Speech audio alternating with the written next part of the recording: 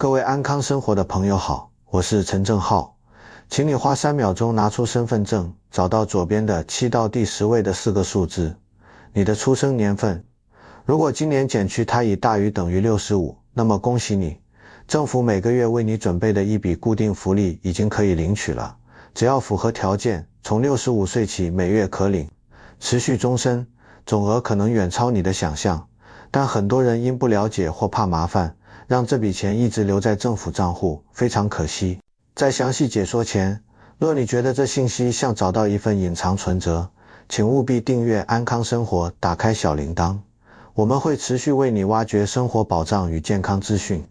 也请点赞支持，在留言区写下支持，你们的互动是我持续努力的最大动力。好，我们言归正传，这个神秘的财富密码到底是什么呢？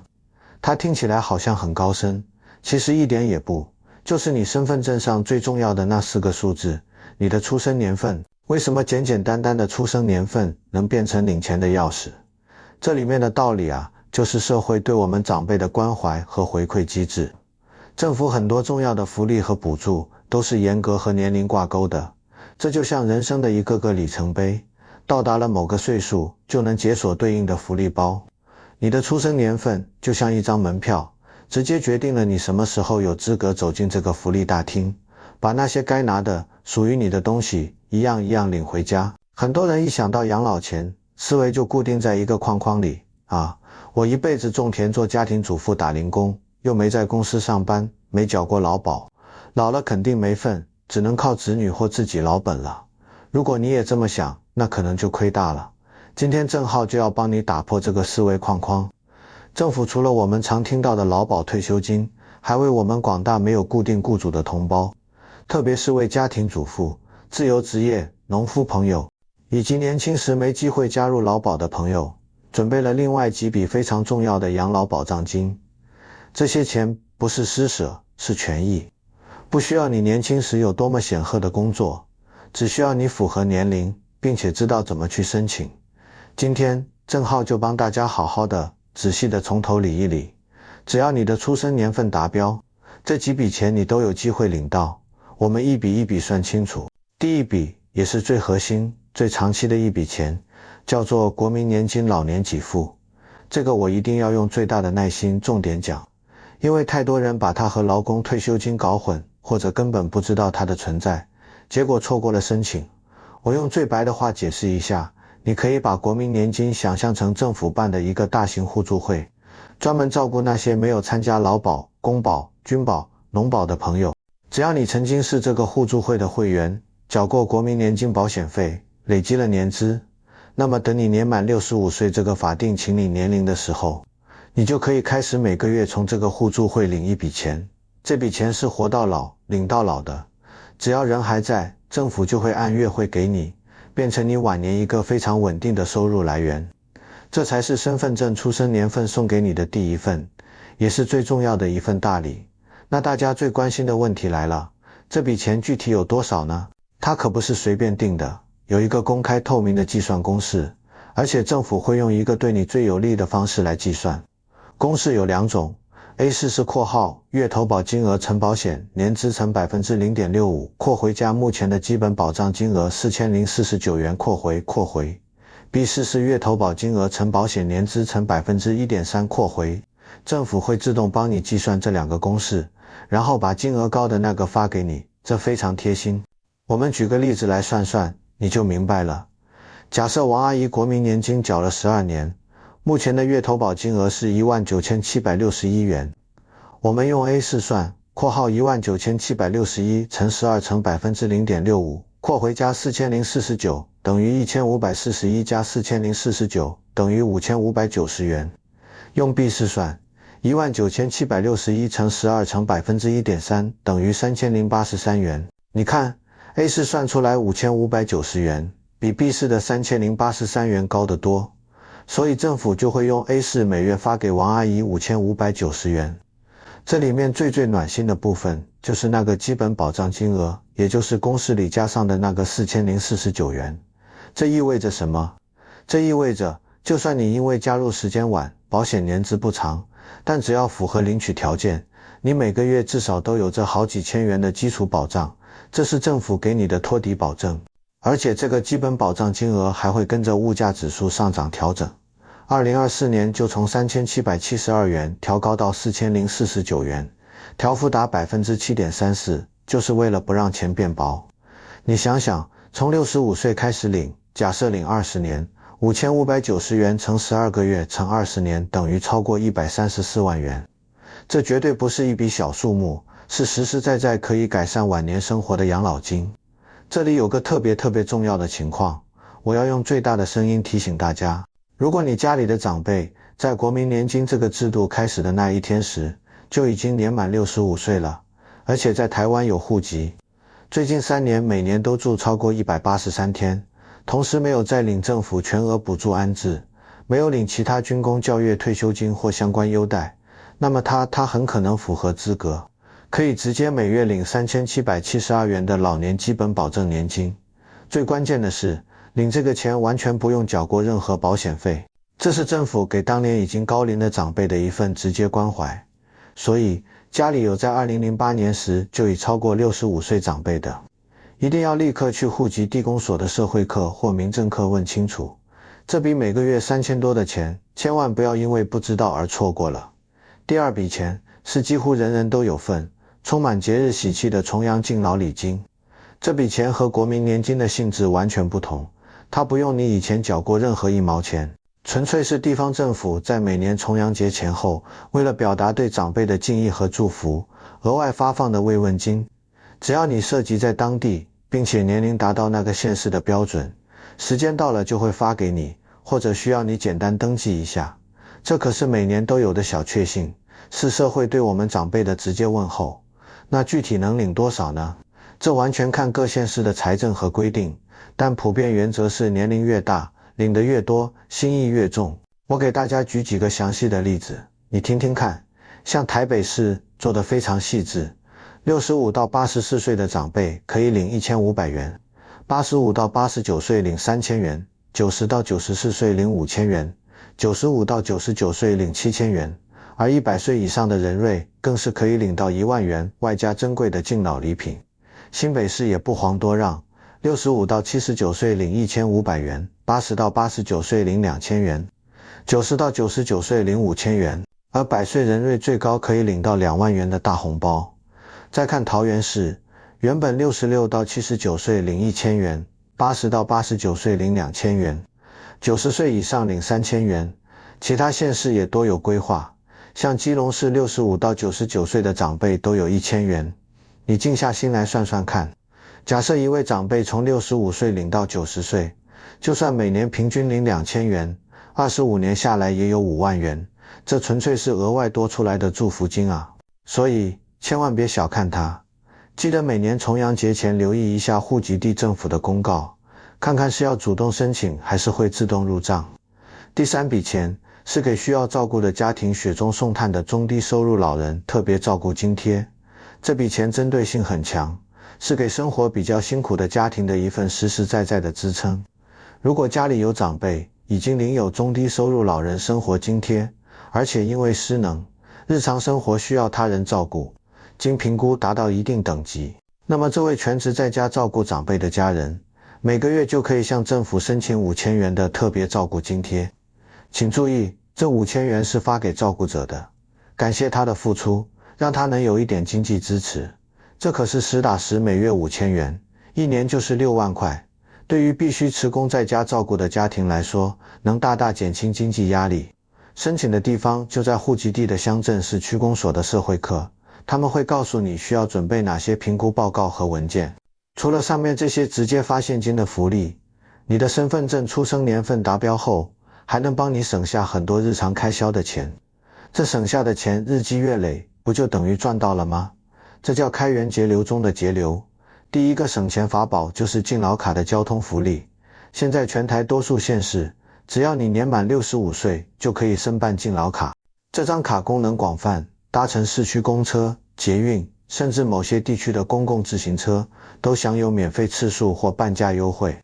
您想想，平时出门买菜、去医院回诊、到公园运动、找老朋友喝茶聊天，一趟车资就算20元，一周出门3次，一个月就能轻松节省近500元。许多知名的风景区、公立博物馆、美术馆、纪念堂，对65岁以上的长辈都是免费入场或仅收取少许清洁费用。退休后时间多了，带着身份证或敬老卡，和老伴、朋友一起去走走，既能陶冶心情，又能活动身体，还几乎不需花费交通与门票钱，这是多么实际的福利。第二个节省开支的方法是免费健康检查，这一点非常重要，健康是根本，有了健康，其他的一切才更有意义。政府有明确政策，为65岁以上的长辈每年提供1次免费健康检查。这项检查不是随便量量血压，项目相当实用，包括血糖、血脂、肝功能、肾功能、尿液检查、心电图，甚至有些地方还提供腹部超声波。这些项目如果自费前往私立健检中心或医院进行，一次没有3-5千元新台币是做不完的。但现在，您只要携带身份证和健保卡，到住家附近的卫生所或合约医院，就能免费受检。检查报告出来后，还有医护人员为您解说，提醒注意事项。我们长辈最担心的就是生病，小病拖成大病。这项免费的年度检查，就像汽车的定期保养，能帮助我们及早发现血压、血糖、血脂这些隐形问题，早发现、早调整，省去未来可能的大笔医疗花费与身体负担，这才是最大的财富保全。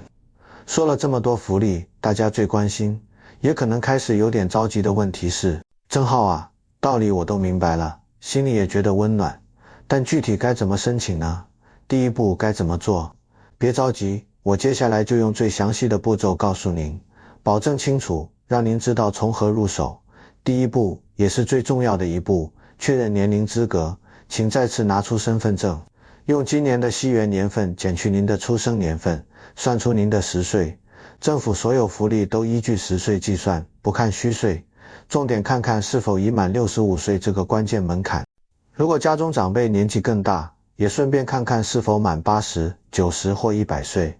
因为许多重阳礼金会分级加码。第二步，准备好申请3保文件。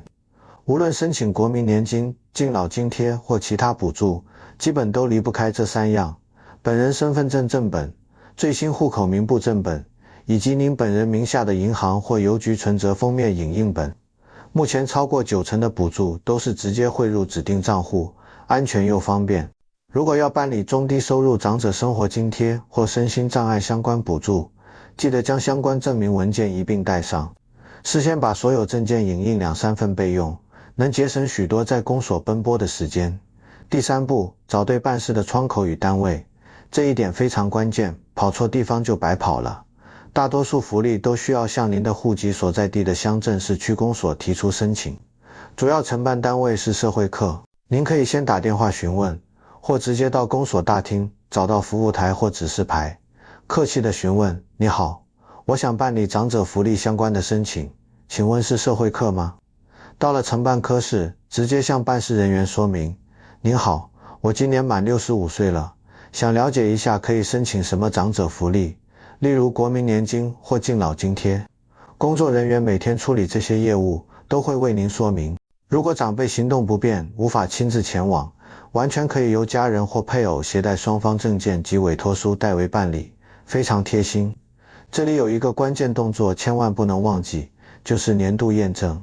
像国民年金这种按月领取的款项，为了确保福利发放给符合资格的人，政府规定领取人要定期完成在籍验证。现在科技发达，最方便的方式就是通过手机 APP 进行刷脸验证，不用出门。如果长辈不熟悉智能手机操作，别担心，可以请家人用自己的手机协助处理，或亲自到户籍地公所、户政事务所，甚至邮局柜台办理验证。如果忘了在规定时间内完成验证，款项会暂时停发。虽然完成补验证后，之前停发的钱会一并补给您，但中间若产生几个月的空窗期，生活预算可能会受影响，心里也不够踏实，对吧？所以最好在收到验证通知后就尽快处理完毕。最后，正浩一定要特别提醒关于防范诈骗的事。我们谈了这么多节省开支与申请福利的好处，但社会上的一些不法分子也可能利用大家想节省开支、申请补助的心理，设计各种陷阱来骗人。请您务必记住一个核心原则，并告诉身边所有长辈，政府所有正规的补助，申请过程都是免费的，绝对不会要求您先缴纳任何手续费、保证金、公证费或预缴税金。凡是接到电话、短信或通过 LINE 等通讯软件自称是政府人员，要求您点击不明链接填写银行资料，或是要求您操作 ATM 接收汇款，甚至索取银行卡密码、验证码的100%是诈骗。真正的政府人员绝不会通过电话或网络索取密码或要求操作 ATM。所有正规的申请管道就是各乡镇市区公所、村里办公室。有任何不确定，最简单的方法就是挂掉电话，然后自行查号拨打户籍地公所的社会课询问，一切以官方说法为准。也许看到这里，还是会有人说，哎呀，为了这些福利，要准备文件，要跑公所，还要每年验证，好麻烦哦，我又不是生活过不去。但郑浩觉得，这真的不只是金额多少的问题，这是我们每一个人一辈子为家庭、为子女、为社会默默付出，辛勤工作了几十年后，社会对我们的一份正式的、制度性的关怀与回馈。领取这些福利，是我们对自己一生贡献的确认，是享受社会发展成果的正当权利。这些钱，对生活宽裕的家庭来说，可能是一次聚餐的费用，但对许多节俭度日、依靠有限积蓄或子女补贴过生活的长辈来说，每个月多出的这几千元，可能就是餐桌上多几道有营养的菜，是多抓几帖调理身体的药材，是敢放心开一会儿空调的底气，是实实在在的生活安心与尊严。所以，我今天制作这期影片，投入这么多时间整理资料，不仅仅是希望正在观看的您能为自己或父母去申请这些权益，我更希望您能成为一个爱心与资讯的传递者。现在的社会资讯丰富，但真正实用的讯息反而容易被忽略。许多年轻人在外奋斗，可能不清楚家乡的父母可以申请这些，更多长辈不熟悉网络，资讯管道比较有限，甚至完全不知道这些政策的存在。如果您觉得郑浩今天讲的有道理，内容对人有帮助，请您现在就动手，把这个影片分享到您的家族群组，分享给您的同事朋友，特别是提醒那些身份证出生年份在1960年以前的长辈家庭，让他们赶紧去询问，或者您直接帮他们记下来。说不定因为您的一次热心分享，就能帮助一个家庭每年多出好几万，10几年下来多出几十万的养老资源，这真的是造福邻里，非常有意义的事。最后啊，我也想听听大家的声音，让资讯流通起来。在您的家乡，65岁以上的长辈都有哪些不错的福利呢？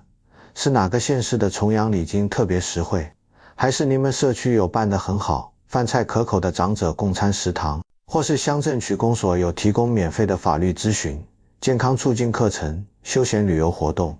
非常欢迎，也非常期待您在影片下方留言分享，让我们透过交流，互相传递讯息，把社会给我们的这份关怀与尊重，该享有的福利都好好享受到。好了，今天的分享就到这里，希望能像一盏小灯，照亮您福利之路的起点。别忘了订阅安康生活，我是陈正浩。祝愿所有长辈都能身体健康，心情愉快，福利享满满，晚年生活安康又富足。我们下次见。